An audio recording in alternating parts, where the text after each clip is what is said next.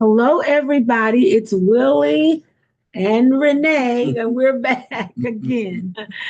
This time, we're talking about something that's very personable, very personal, but we want to share it with you because it may be something that you may be going through, or someone in your family may be going through, and you'll get maybe some knowledge about it or whatever. Is I was diagnosed with throat cancer. Let me go back and explain. About 4 or 5 years ago, for almost a year, I had this little tickle like in my throat. And because I talk for a living, I could feel it. It felt like a little piece of corn or a husk of corn, popcorn in my throat. And I kept telling, the doctors and this, that, and the other that it was something. And they were like, oh, it's nothing. They couldn't see anything. They did all kinds of tests, all kinds of things. And so I finally went back to not back, to another ENT. Okay, it's something. They were telling me it's not. And that physician said the same thing. He scoped, he did all this, and he said he didn't see anything. But his assistant, the nursing assistant, she left out. They left out, and I was getting ready to leave. And she said, do you mind if I look at your throat again? Because I did see a little something. And I said, no, please. And so then she said, yes, it is a little tiny something there. And so she called the doctor in, and he's like, oh, I thought that that was your tonsils. He said, you've had your tonsils. I said, yes, I've had my tonsils removed. So he's like, it's like a little piece left or something growing there or whatever. And so he said, do you mind if I try to take it out? And I was like, no, please, because it's very aggravating when I talk. And so he did, but it wouldn't come out. So he said, why don't I just give you a biopsy just to make sure? I don't think it's cancer at all. I don't think it's any kind of problem, but just to see. And he says, and if I see something, do you give me permission to cut it out? And I said, yes, please do.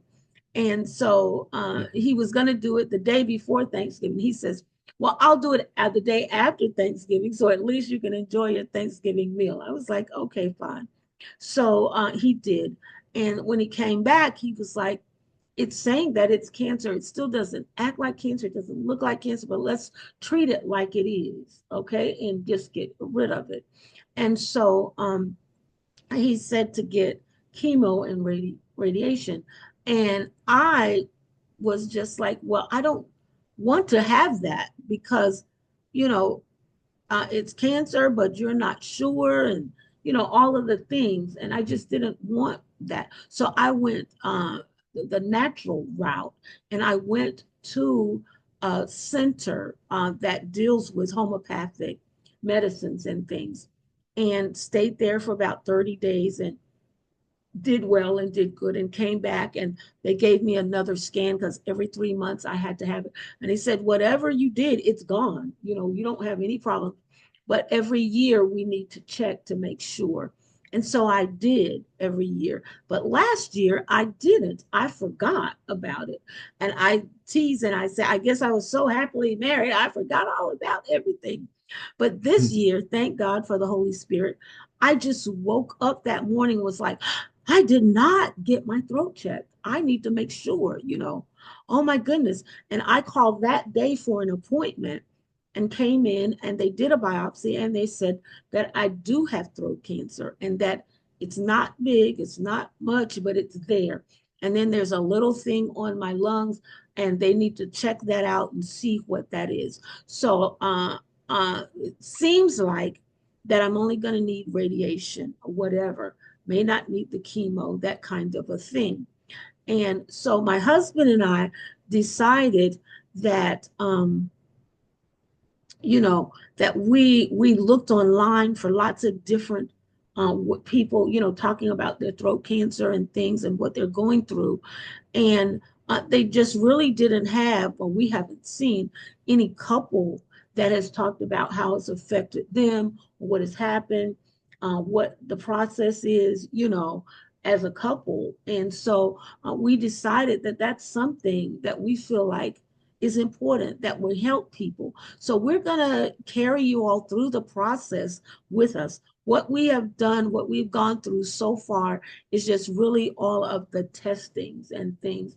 Tomorrow, I have a PET scan where they scan from my head down to my thighs to make sure that nothing else that hasn't metastasized and gone in any other part of my body. They'll check to see the lung. They think that that's just a swollen lymph node and nothing else, but we'll see, all of those things. And we've just been going to all of these different appointments. We went to the dietitian. I have to go to the speech therapist. It's a whole lot of things that you have to go through.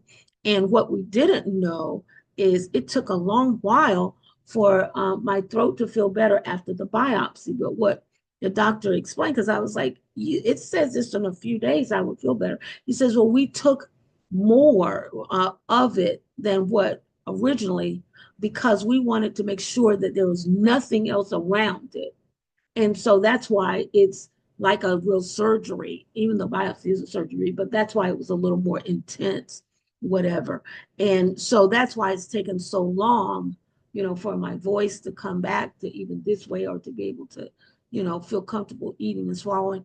Another thing is, which we don't know anything about it, we're learning as we go along, is that I had to go back to the dentist and check my teeth out and all of those things, because he said radiation can actually just destroy your teeth and your mouth. And so they're doing deep cleanings and all kinds of things. And they pulled a tooth in the back just because they wanted to make sure that it wasn't going to be any problems, all of these things. So this is what our process is. And as we are still sort of newly married. We've been married 4 years now, as of last month, and we met online. We've telling you all of our story, and but when we got together, we didn't know that this was going to be an issue, and that's a part of getting married, and being together, is you don't know what may come up and how it's going to be, and especially, I guess, as you get older, even though young people have issues too, but as you get older, there's a chance that things can happen, and you have to sort of be prepared for that. So I'm going to let Willie talk a little bit about how he's had to navigate through all of this as well with me. Well, I think that the main thing is experience. You look at the idea of when a person goes through something, individually, you have to decide whether or not, uh, well, how are you going to deal with it? Are you going to be that support, or are you going to be the one who just so afraid, and that you're going to, just show your fear unnecessarily simply because it's there, and put more anxiety upon the other person. And I think that we have, as the individual with that doesn't have the cancer, you have to be able to show that you're supportive, but yet you're mindful of everything that is happening and that a person is going through. And it's your desire to be able to be with that person a long time. So I don't think anybody should, get the idea immediately that, oh, the sky's falling with certain diagnoses.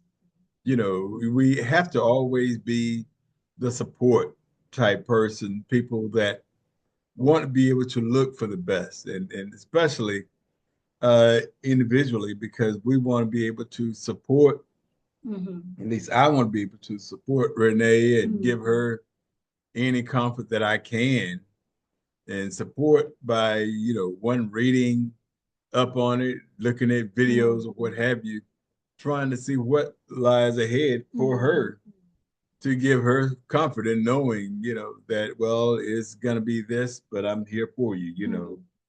You may have sore throat, so I'll make sure that you have water or ice chips or whatever the doctors tell us that is necessary. It's my responsibility to make sure that whatever it is available, that I provide that comfort if I can. One thing that was interesting that is so great is as a team, with this diagnosis or whatever, is when they're all talking to me, I'm just sort of focused right here, trying to figure out, okay, okay. He sits back, he doesn't say very much at all. He just listens. But then when I'm trying to relay it to the kids or to his mom or whatever, he can give a much better synopsis of it. No, this is what he said. This is what, and reminds me as well. And so that helps because I don't really hear a lot of it, or I don't retain it, or whatever. I'm just trying to figure out, am I going to be in pain? Or am I going to die? Whatever. I don't know. I'm just thinking about everything. But he absolutely gets the details of everything and know this is where it is. And this is what he said, and this, that, and the other. And so that is great. And then my one daughter, who has a medical background, it really, really helps. And one of my sisters in love does as well.